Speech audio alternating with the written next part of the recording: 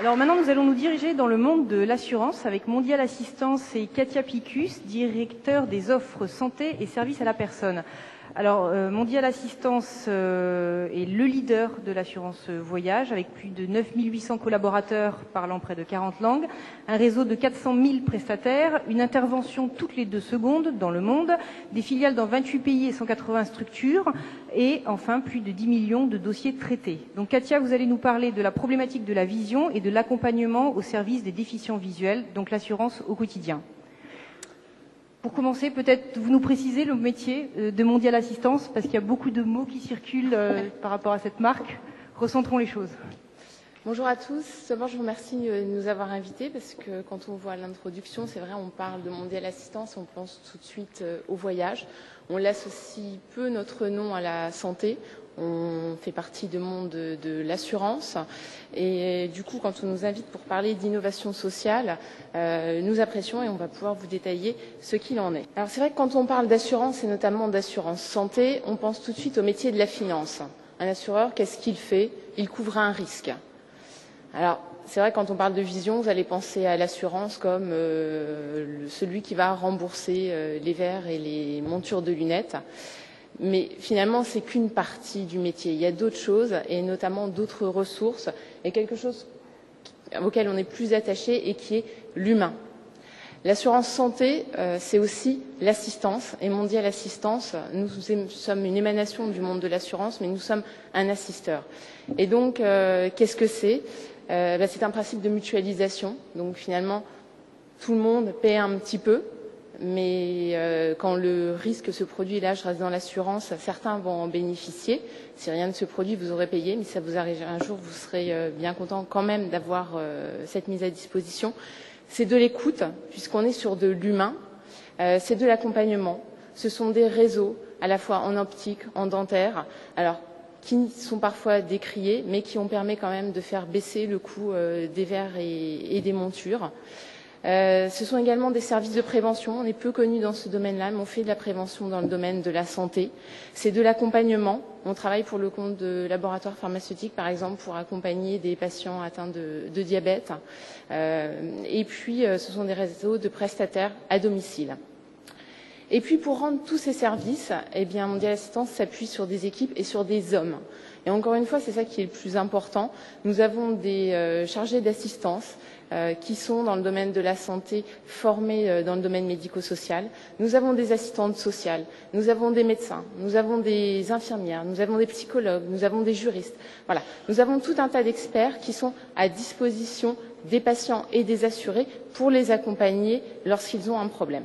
Alors, l'assurance au quotidien, c'est pour ça que moi je l'associe à l'assistance en santé. Et je voulais juste vous faire un petit historique pour que vous compreniez bien quel est notre métier et comment il peut aider dans le domaine de la déficience visuelle. Vous nous connaissez, et c'est ce que disait Vanessa, pour le rapatriement médical. Donc, ce sont des médecins qui sont à la base de notre activité. Et puis, au fil des années, on s'est développé. C'est passé par une coordination médicale au niveau local. On aidait les gens à l'étranger, mais finalement, pourquoi on ne les aiderait pas chez eux? On est plus souvent hospitalisé à son domicile ou immobilisé qu'on ne l'est à l'étranger. Tout le monde ne voyage pas sans cesse. On a ensuite fait de la coordination dans le domaine des services à la personne pour les personnes âgées. On a opéré, je vous l'ai dit tout à l'heure, des services de prévention dans le domaine de la santé, du conseil social. Voilà. Toutes ces choses, on les développe et c'est au quotidien et tout le monde peut en bénéficier. Et puis, il ne faut pas oublier qu'un assisteur, c'est quelqu'un c'est une société dont la valeur principale est aider partout. Et c'est ce qu'on applique au quotidien. Alors, concrètement, quelles sont les innovations qu'on peut proposer dans le domaine de la déficience visuelle? Ce que je vais vous présenter, ce sont des produits que nous avons à disposition, essentiellement pour le monde de l'assurance, mais vous verrez aussi pour d'autres partenaires, et qui nous semblent adaptés dans le cadre de la déficience visuelle. Ils ne sont pas construits exclusivement pour la déficience visuelle, mais vous verrez, ils y répondent. Alors, la première innovation sociale, c'est dans le domaine des entreprises. L'entreprise est pour nous un territoire de santé. Ce n'est pas le client, l'entreprise, le plus grand client pour Mondial Assistance. Encore une fois, je vous l'ai dit, on travaille essentiellement pour des assureurs et pour des mutualités et des institutions de prévoyance, mais nous travaillons aussi pour certaines entreprises. Et le produit, c'est l'aide aux aidants. Alors tout à l'heure, c'est vrai que quelqu'un est intervenu, et ce matin également, Monsieur Papas d'Optique 2000 l'a mentionné. Quand on a une déficience visuelle, il y a la personne qui a cette déficience, mais il y a aussi tout son environnement et notamment ses aidants. Donc, on propose un accompagnement pour ces aidants. Par exemple, vous êtes salarié d'une entreprise, vous avez votre enfant, votre conjoint ou un parent vieillissant qui commence à avoir une DMLA, par exemple. Ce sont des soucis. Ce sont des démarches administratives qu'il va falloir faire au quotidien. C'est un monde nouveau qu'il va falloir découvrir et beaucoup d'embûches. Tout à l'heure, j'ai bien aimé quand un patient témoignait en disant « c'est bien, les institutions publiques nous donnent accès à beaucoup de choses. Enfin, en tout cas, on doit aller voir ces institutions publiques pour avoir des conseils. Mais finalement, quand on va vers eux, on se rend compte qu'ils ne sont pas au fait de tout, qu'ils n'ont pas le temps, qu'il faut aller voir de nombreux interlocuteurs pour avoir la bonne information. » Eh bien, nous, ce que nous proposons, à notre niveau, on ne dit pas que c'est parfait, mais en tout cas, c'est d'apporter un conseil personnalisé. Alors, ça se passe par téléphone, parce qu'un assisteur, il travaille par téléphone. Mais ce qu'on propose, c'est d'être certains interlocuteurs uniques. Je vous l'ai dit, on a des assistantes sociales. Donc, elles ont l'habitude d'échanger par téléphone, de nouer le contact vraiment humain, de favoriser l'échange, et puis d'être ce premier niveau d'orientation. Donc, finalement, je dirais ce guichet unique qui fait défaut dans les institutions publiques. Et puis, en fonction de la situation du patient, parce que tout ça, ça passe par une évaluation de sa situation, elle va personnaliser les informations, les conseils qu'elle va donner et l'accompagnement qu'elle va pouvoir apporter pour que la personne puisse ensuite être autonome et aller vers les institutions qui pourront lui venir en aide, aller vers des associations de patients, par exemple, parce que ces associations-là, on en parle, mais tout le monde ne les connaît pas. Et il est utile de guider les aidants ou les aider pour aller dans les bonnes directions. Donc, il y a toute cette phase dans l'aide aux aidants de conseils personnalisés, à la fois dans le domaine social, ce que je vous disais, mais aussi dans le domaine de la santé. Tout à l'heure, on parlait justement des conseils qu'on peut trouver sur Internet. Un ophtalmologiste nous disait, en tant que professionnel de santé, on n'a pas forcément le temps, pendant une consultation, de donner toute l'information ou de passer le temps qu'il faudrait à accompagner un patient. Certains médecins en province, dans de toutes petites communes, par exemple, on a un déficit de médecins, il n'y a que des médecins généralistes, n'ont pas toute l'expertise pour aussi accompagner leurs patients dans certaines pathologies. Eh bien, nous, on a des médecins qui sont à disposition et si on sent qu'une personne qui nous appelle a besoin d'informations, voilà, elle peut échanger avec nos médecins qui iront rechercher l'information et surtout qui personnaliseront et ça sera une information fiable qui leur sera donnée. Du soutien psychologique, on l'a aussi évoqué ce matin, et puis un accès au réseau de services à la personne.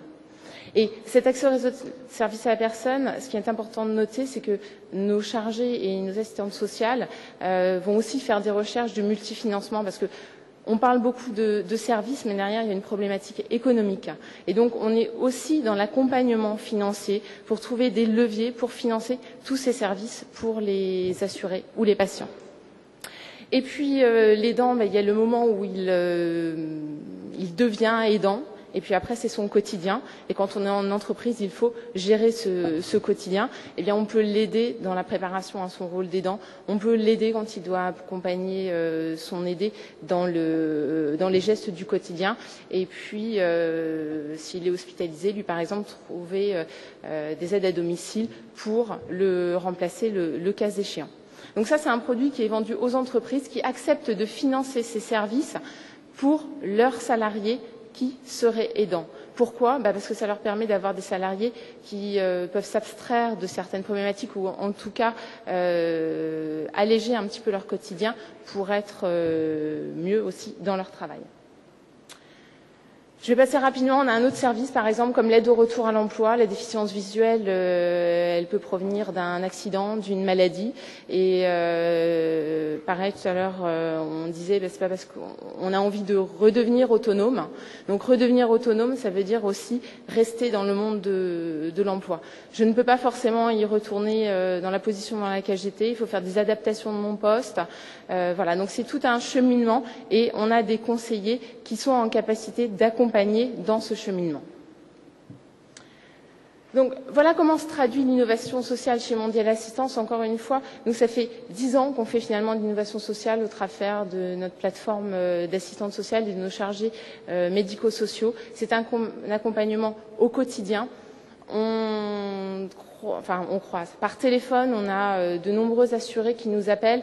Alors nous, forcément, on ne sait pas quand les gens nous appellent de quelle pathologie ils souffrent. Est-ce que c'est une déficience visuelle? Est-ce que c'est une autre pathologie? Mais en tout cas, on s'adapte à leur quotidien pour leur donner les bons services et les bons conseils au quotidien. Et je pense que c'est ça qui est le plus important. Alors, juste pour terminer, comme je vous l'ai dit, notre public, c'est plutôt l'assurance. Maintenant, on est persuadé chez Mondial Assistance qu'on a d'autres partenariats à développer. Alors, quand on dit d'autres partenariats, ça veut dire qu'il faut aussi imaginer d'autres modèles économiques. Mais en tout cas, qu'il y a d'autres champs à investiguer pour diffuser ces services qui sont encore, à notre goût, trop peu diffusés et qui pourraient rendre service à de nombreuses personnes.